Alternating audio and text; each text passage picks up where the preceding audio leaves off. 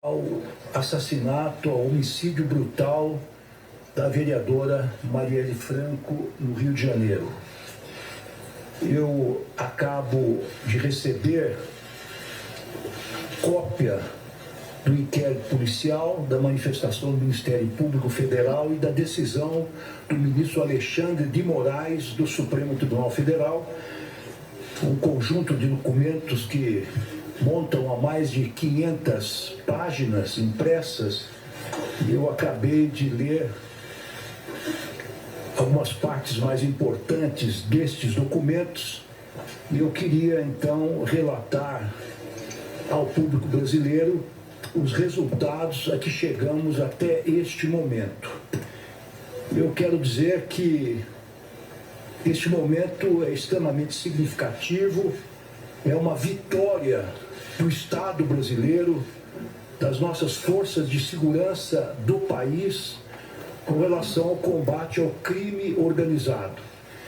E aqui é preciso exaltar o grande e relevante papel da Polícia Federal, aqui representado pelo Dr. Andrei Rodrigues, que irá nos coadjuvar em eventuais questões mais específicas que surgirem depois de minha fala e no momento das perguntas. Trabalho exitoso que foi auxiliado pelo Ministério Público Federal e pelo Ministério Público do Rio de Janeiro. Esse trabalho, que ora se encerra, pelo menos neste ponto se encerra, até que venham eventualmente novos elementos, mas neste momento nós temos bem claro os executores deste crime, podemos dizer, odioso, hediondo, por ser um crime de natureza política, claramente política. A polícia, em suas investigações, identificou os mandantes e os demais envolvidos nesta questão. É claro que poderão surgir novos elementos que levarão eventualmente a um relatório complementar da Polícia Federal, mas nesse momento os trabalhos foram dados como encerrados. É muito importante ressaltar o excelente trabalho, a rapidez decisória do ministro Alexandre de Moraes, que ao receber a delação premiada ou a colaboração premiada de Rony Lessa, imediatamente depois de determinar ao seu juiz auxiliar que consultasse este suspeito se confirmava ou não o depoimento feito na colaboração premiada, em poucos dias ele homologou esta colaboração premiada, que permitiu que a Polícia Federal concluísse o seu relatório e apresentasse as diligências que esperava fossem determinadas pelo ministro relator Alexandre de Moraes. Ressalto também o excelente e proficiente trabalho do Ministério Público Federal, chefiado pelo procurador Dr. Paulo Gonet, que também exalou a sua manifestação no processo em pouquíssimos dias, e a Polícia Federal, de forma organizadíssima e muito eficiente, executou todas as medidas solicitadas e determinadas pelo ministro Alexandre de Moraes, e que agora, em resumo, transmito às senhoras e aos senhores. Quais foram as medidas tomadas entre ontem e hoje, executadas a partir de 6 horas da manhã de hoje, domingo? Foram as prisões de Domingos Brazão, conselheiro do Tribunal de Contas do Estado do Rio de Janeiro, a prisão também de Chiquinho Brazão, deputado federal, a prisão de Rivaldo Barbosa, ex-chefe da Polícia Civil do Rio de Janeiro e ex-chefe do Departamento de Homicídio, e foram determinadas algumas medidas cautelares diversas da prisão, não só com relação a esses 3 que se encontram já detidos em dependências da Polícia Federal no Rio de Janeiro, mas também foram alvo de medidas cautelares esses 3 presos e outras pessoas, quais sejam Érica Andrade, que é esposa de Rivaldo Barbosa, Giniton Lages, delegado da Polícia Civil e ex-chefe do Departamento de Homicídios do Rio de Janeiro, Marco Antônio Barros, comissário de Polícia Civil do Rio de Janeiro, e Robson Calixto Fonseca, assessor do Tribunal de Contas do Estado de Rio de Janeiro. No que consistem estas medidas cautelares, basicamente? Elas consistiram em busca e apreensão nas casas, locais de trabalho, veículos, menos nas dependências do Congresso Nacional. Arresto de bens e valores, congelamento de contas bancárias, acesso ao conteúdo de dados em dispositivos eletrônicos, computadores, tablets, celulares, apreensão de documentos que foram encontrados nesses locais submetidos à busca e apreensão. Todos são obrigados, que foram objeto das medidas cautelares, a usar tornozeleiras eletrônicas, a entregarem seus respectivos passaportes. Estão proibidos de se comunicarem com os demais investigados. E os policiais suspeitos de envolvimento tiveram determinada a suspensão do exercício das respectivas funções públicas e também a suspensão da posse e do porte de armas. O que é que está acontecendo neste momento? Os presos estão no Rio de Janeiro, já foram submetidos no próprio Galeão, e ainda resta um que ainda não foi, ao exame no Instituto Médico Legal para a verificação de suas condições de saúde e condições físicas, eventualmente até mentais.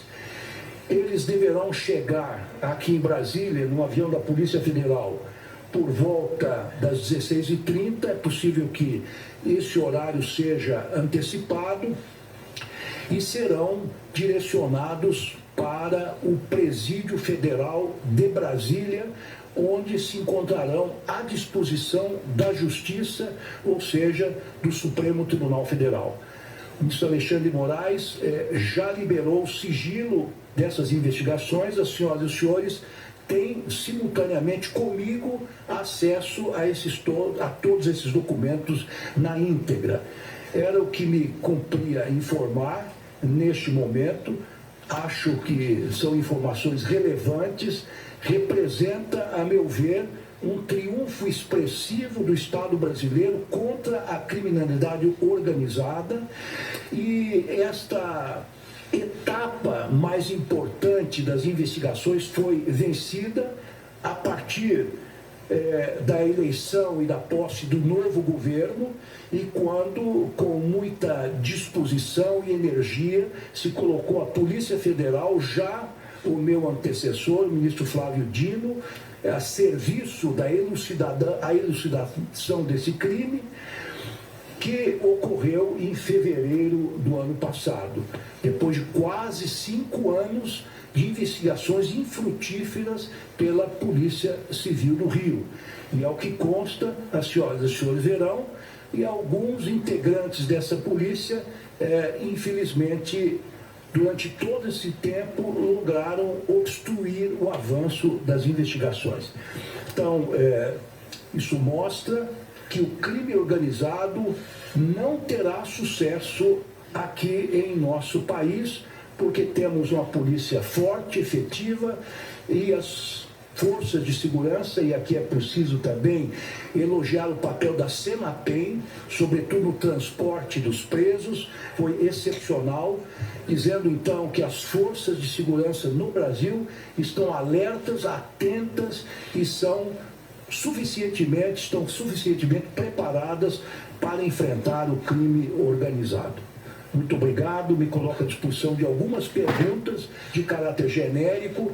O doutor Andrei, que chama aqui para o meu lado também, poderá responder algumas questões mais específicas do inquérito, que, como disse, tem mais de 500 páginas, o conjunto de documentos que acabamos de rapidamente analisar.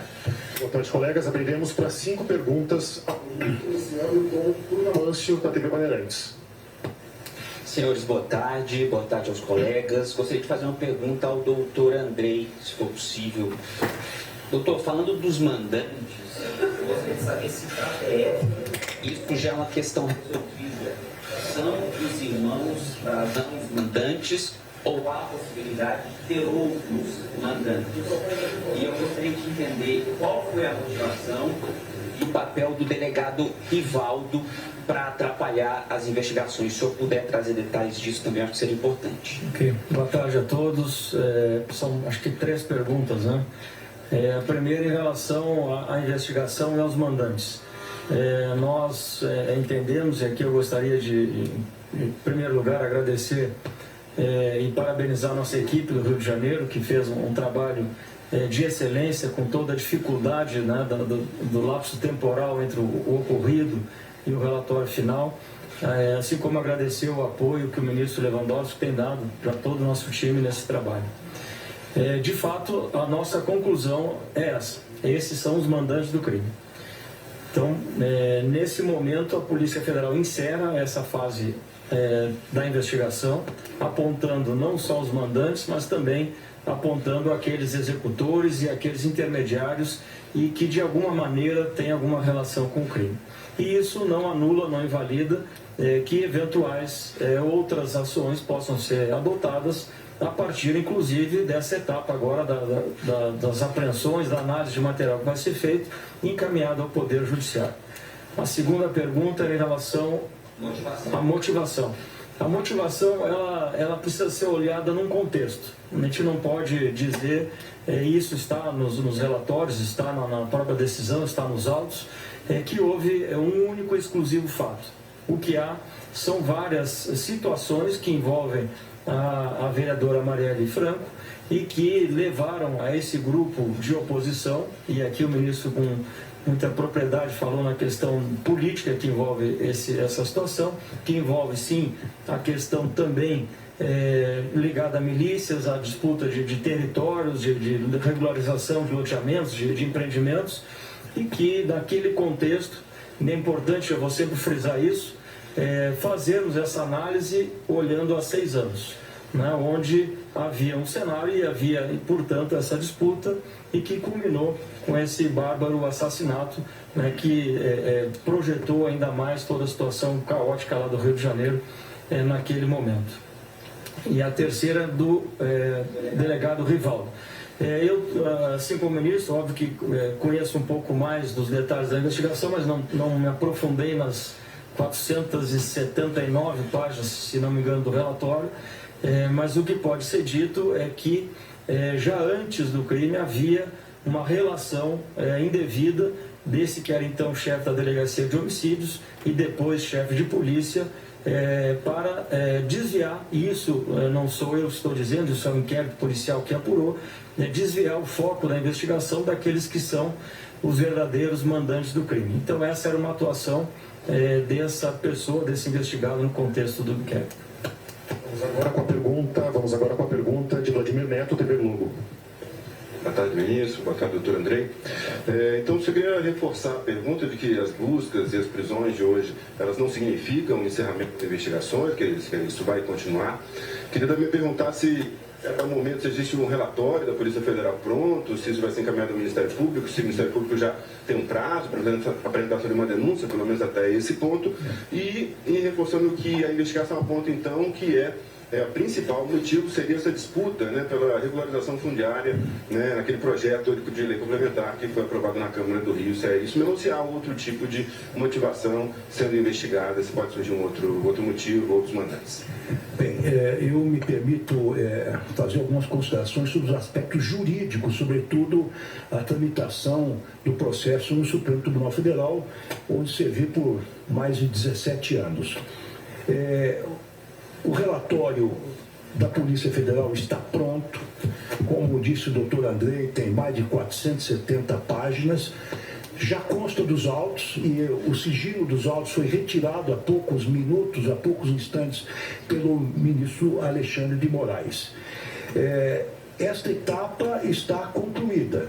O material que lá existe já deve permitir que o Ministério Público Federal apresente uma denúncia, se for o caso, contra um ou contra todos aqueles que estão investigados e arrolados ou que tiveram seus nomes mencionados no inquérito policial. Evidentemente, não há prazo para o oferecimento da denúncia. É um caso extremamente complexo. As provas obtidas a partir da colaboração premiada, que é um meio de obtenção de provas, estão nos autos.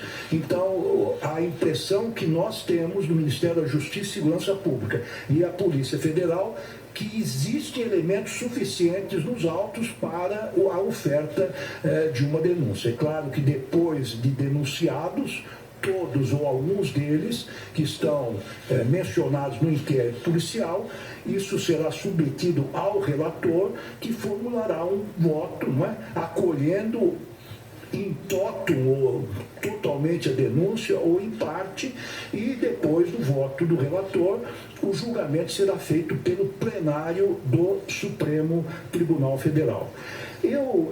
Quanto à motivação do crime, o doutor Andrei já disse que a motivação é complexa, até porque o crime organizado no Rio de Janeiro se dedica a várias atividades ilícitas, mas eu tenho aqui um trecho que eu gostaria de ler para as senhoras e para os senhores, que o ministro Alexandre de Moraes, em sua decisão, em que ele determina não só a prisão, mas também as medidas cautelares, em que o ministro Alexandre de Moraes reproduz parte do relatório ofertado pela Polícia Federal.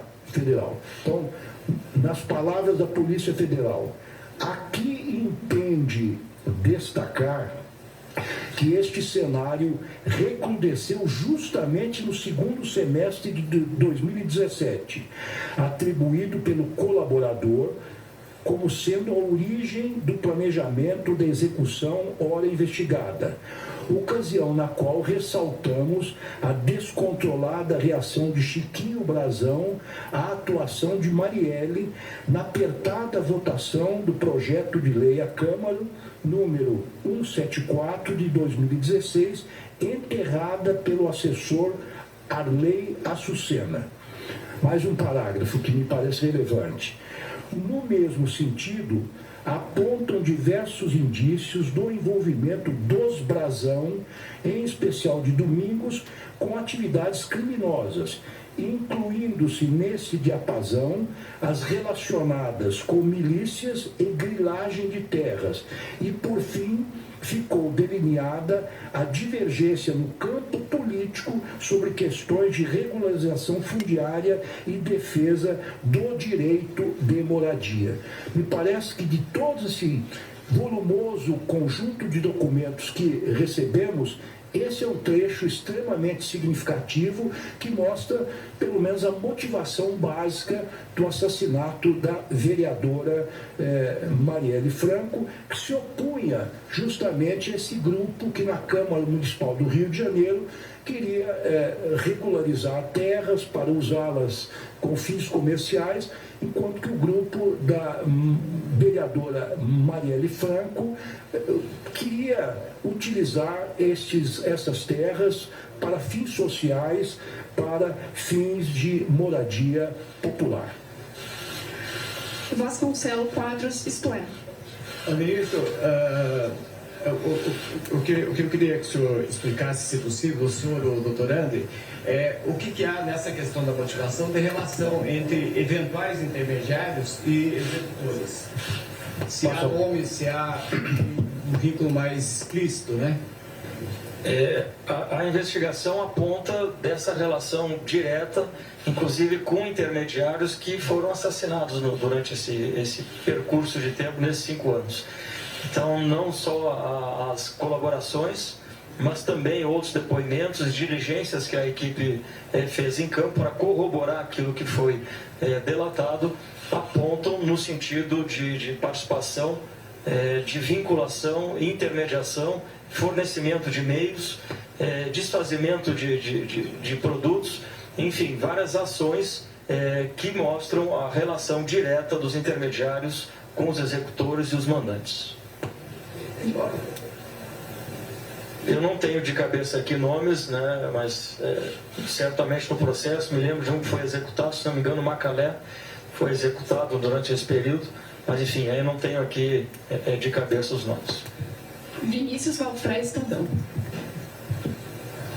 Doutor Andrei, só para esclarecer, por gentileza, qual que é o peso das colaborações dos executores para essa investigação? E se a gente pode dizer que a atuação da vereadora em plenário, de fato, foi talvez o principal motivador do mandante dos executores? E também precisava fazer uma pergunta ao ministro Lewandowski, que é a seguinte, ministro: de 2018 para cá, o quadro geral de milícias e crescimento do poder paralelo no Rio de Janeiro se aprofundou. O que esse caso vai representar para o Brasil e também para a gestão do senhor no combate a organizações criminosas? Bem, eu respondo a essa última questão, depois passo a palavra ao doutor Andrei. O que este relatório policial e as longas investigações revelam, antes de mais nada, é o modus operandi das milícias no Rio de Janeiro, que é um modus operandi bastante sofisticado, complexo, que se espalha, infelizmente, por todo o Estado e por várias atividades. Eu tenho a impressão que, a partir deste caso, nós podemos, talvez, desvendar outros casos, ou pelo menos seguir o fio de uma meada de um novelo cuja dimensão ainda não temos clara. Mas esta investigação é uma espécie de uma radiografia de como operam as milícias e o crime organizado no Rio de Janeiro, e como há digamos assim, um entrelaçamento, inclusive, com alguns órgãos políticos e alguns órgãos públicos, que é algo realmente bastante preocupante. André. Pergunta sobre o peso das colaborações, né? É um peso legal. Colaboração é um meio de obtenção de provas. Então, assim, nós recebemos, entendemos e trabalhamos sempre procurando corroborar tudo aquilo que é falado pelos colaboradores. E essa comprovação do dito tem vários instrumentos, várias ferramentas. Inclusive, uma colaboração corrobora muitas vezes o que é dito na outra. Outros depoimentos, trabalhos de campo que foram feitos. Enfim, a utilização do instrumento como ele deve ser previsto em lei.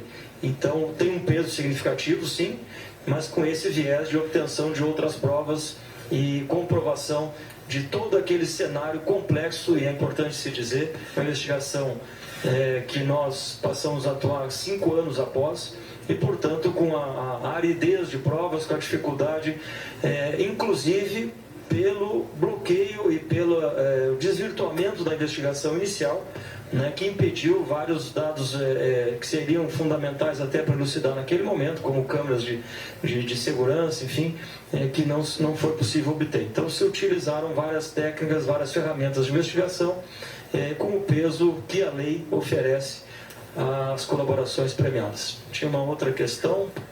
Era isso, não? Com relação a se a atuação da parlamentar foi exatamente o que motivou os executores de mandante. Sim, o senhor tinha falado da atuação em plenário, né? Eu não sei se exatamente em plenário ou não, mas voltamos ao tempo, né? A vereadora faz parte de um grupo político antagônico a esse grupo que nós identificamos como mandantes mandante do homicídio e que, portanto, tinha vários contraditórios, né? Não só em plenário, mas na vida pública como um todo. Se a pauta imobiliária não era central para o mandato da vereadora, era uma pauta que ela tinha sim, como investimento em moradias sociais e outros campos que, repito, né, iam em confronto com aquilo que o grupo mandante do homicídio defendia. Mariana Muniz, do Globo. Oi, ministro, boa tarde, tudo bem? Ministro, o senhor falou de 5 anos de investigações infrutíferas, né? E muitas vezes com a participação, inclusive, de agentes públicos.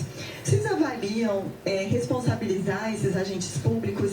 Existe um estudo ou uma investigação a respeito disso? E mais uma perguntinha, se existe a possibilidade, talvez para o doutor Andrei, de haver outros mandantes, nesse caso, não ser apenas os irmãos Brazão?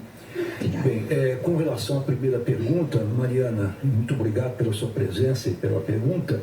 Eu quero dizer que os autos revelam que a Polícia Federal, de fato, já interveio no passado, justamente identificando estas obstruções, acusando essas obstruções e levando realmente investigações a cabo neste sentido. E foram, enfim, estão caminhando no plano judicial e terão desfecho. Já precocemente a Polícia Federal já havia identificado, mas ela só entrou oficialmente nas investigações. A Superintendência do Rio de Janeiro abriu um inquérito apenas em fevereiro do ano passado. Portanto, o ingresso oficial no caso, depois de 5 anos em que a polícia local patinava realmente. Eu vou passar a segunda questão ao doutor Andrei, mas quero fazer um esclarecimento que me parece importante.